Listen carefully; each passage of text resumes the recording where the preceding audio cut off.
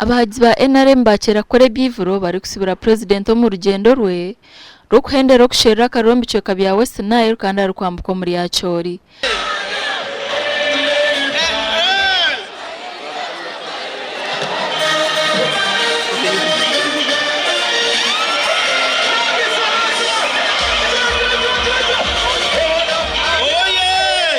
Aba baashaba Purezidenti Museveni kubombekera orutindo rwa raporo rukugita district ya Adjumani na South Sudan rukurabira mu district ya Moyo.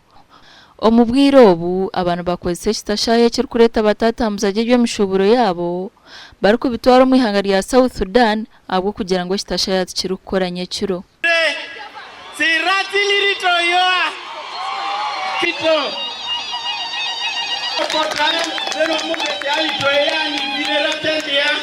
Museveni agira ngo akozere bintu binjo mu district ya Adjumani omuriye harimo kohereza sente za PDM n'emyoga kwenda ngo bakargomboro kana enda ngo umunya Uganda tunje ntasya.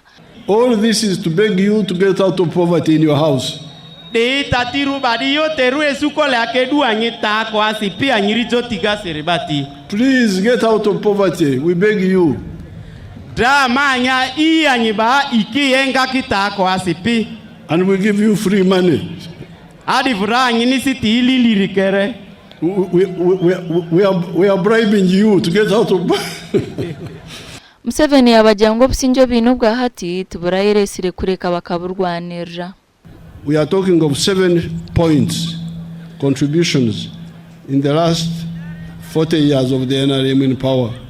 On this occasion I will talk on about 3 points. The first, the wars of Idi Amin 1971-79, the war between NRM and UPC 81-86. Then even when NRM took power, there were wars, as you remember, COIN, ADF, and the other groups.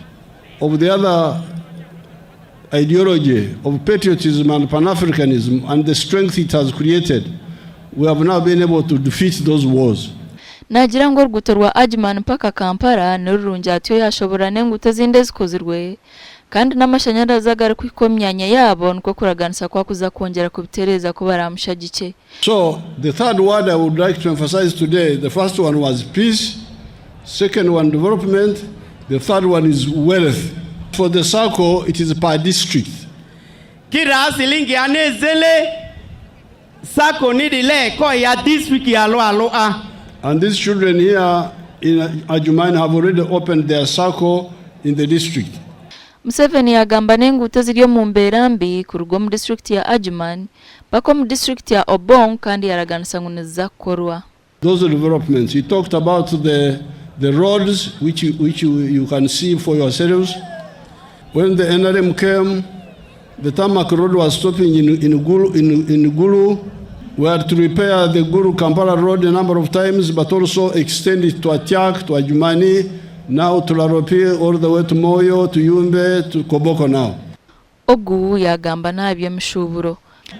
So, once we agree on the budgeting, what comes first, things will move. So, this is what I've been telling you all this time.